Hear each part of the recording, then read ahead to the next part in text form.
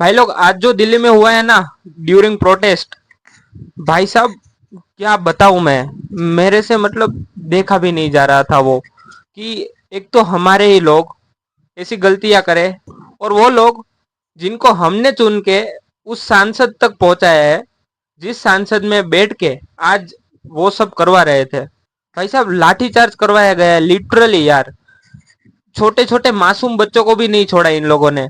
किसी का कपाड़ फोड़ रहे, किसी का पैर तोड़ रहे, जो मन में आया किया। टीयर गैस छोड़ रहे हैं। और ऐसा क्यों हुआ? क्योंकि स्टूडेंट को अपनी मांगे पूरी करवानी थी, इसलिए वो सड़क पे आए। जंतर मंतर से सांसद तक जाने के मार्च में वो जुड़े, और देश के कई कोनों से बच्चे आए,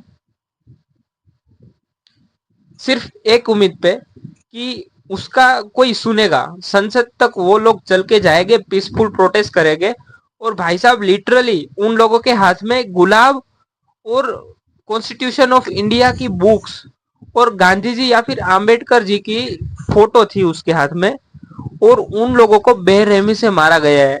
ये पुलिस वालों को थोड़ी सी भी शर्म नहीं आई होगी क्या, कि उनके भी घर में बच्चे हैं? कल उनके बच्चों को भी ये सब झेलना पड़ेगा। ये पेपर लीक्स वगैरह को जो कुछ भी हो रहा है हमारे देश में, तो वो कल उनके साथ भी तो होगा। कोई पीछे नहीं रह जाएगा। उन लोगों को अपने बच्चों की भी याद नहीं आई होगी क्या, जब वो दूसरे के बच्चों को मार रहे थे? और बड़ों को तो छोड़ो, वो छोटे छोटे बच्चों को भी मार रहे थे। ऐसे मार रहे थे मानो किसी और देश के ये लोग हैं, और वो अपने हक के लिए लड़ाई कर रहे हैं। ऐसे ये लोग मार रहे थे, पीट रहे थे। और मैं गवर्नमेंट से कहना चाहूंगा, आपको आपकी जनता एक पॉइंट के लिए आपको बोल रही है कि धर्मेंद्र प्रधान से इस्तीफा दिलवा दो। तो पहली बात तो ये कि धर्मेंद्र प्रधान, उसको सीट उनके पापा ने नहीं दी थी, उसको किसी ने चुना है उस पोजीशन पे बैठने के लिए। तो जब कोई उसको बिठा सकता है, तो उसको उतार नहीं सकता क्या? वो पद छुड़वा नहीं सकता क्या? उसके बाप की कुर्सी नहीं है वो, जो मन आया वो कर डाला। भाई, वो गवर्नमेंट की सीट है, इंडिया की सीट है। और ये सब होते हुए मैं कैसे कह दूं कि मैं एक आजाद भारत का नागरिक हूं, जिसे अपनी बात रखने का, अपनी आवाज उठाने का पूरा हक दिया जाता है? कैसे मैं कह दूं ये? भाई साहब, ये लिटरली बहुत ज्यादा हो चुका है। और ये पुलिस वाले ना, दिल्ली पुलिस वाले, भाई साहब, कोई भी इसके ऊपर भरोसा नहीं करेगा। और इसके पीछे जो अच्छे पुलिस वाले थे, जो इन सब में शामिल भी नहीं हुए, लेकिन कहीं ना कहीं वो सिस्टम का पार्ट है, तो भाई वो भी बदनाम हुए हो गए आज। जो डिजर्व भी नहीं करते ये सब, उनको भी ऐसी गालियां पड़ी होगी। और बहुत सारे ऐसे पुलिस वाले भी होंगे जिसके पास ये सब जानबूझ के करवाया गया होगा, कि आप लाठीचार्ज करो, आप ये करो, वो करो। और लिटरली पार्लियामेंट के अंदर कमांडोज बंदूक तान के खड़े थे, कि जैसे ही कोई प्रोटेस्टर गेट खोल के अंदर आए तो हम उसे शूट कर दे। भाई साहब, समझ पा रहे हो क्या?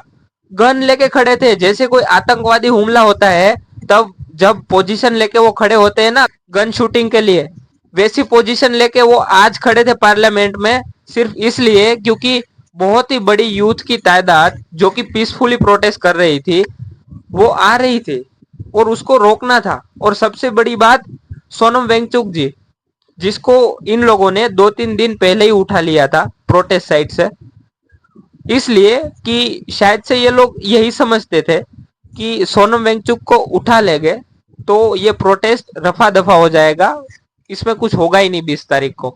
लेकिन नहीं, शायद से उसी बात को लेके पब्लिक ज्यादा भड़की होगी, और जो नहीं आने वाले थे ना, वो भी आए होंगे। और बचे कुचे मेरे जैसे लोग जो वहां पे नहीं जा सकते, any X Y Z reason, तो वो अपनी आवाज सोशल मीडिया से उठा रहे थे, जैसे कि मैं। तो भाई लोग, आज जो मतलब मैंने देखा है ना, दिल्ली पुलिस जो कर रही है हमारे यूथ के साथ, ये सब कुछ होने के बाद मैं ये तो नहीं कह सकता कि मैं एक आजाद भारत का आजाद नागरिक हूँ, जिसको अपनी बात रखने का पूरा हक दिया जाता है।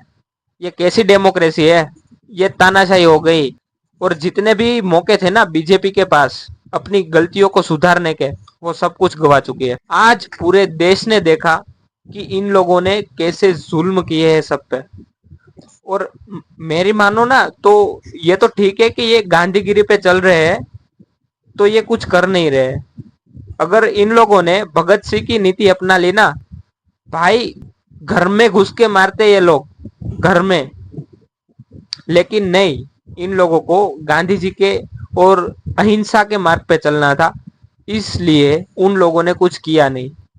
वरना अगर देश का यूथ मारामारी पे उतर आए ना, जैसे नेपाल में हुआ था वैसा हो जाए ना, तो इन लोगों की ताकत नहीं है कि ये 5 मिनट भी टिक सके वहां पे। बाकी ठीक है दोस्तों, इसी के साथ मैं आज अलविदा लेता हूँ। और बड़ी मुश्किल से आज मेरे को बोलना पड़ रहा है। जय हिंद, जय भारत।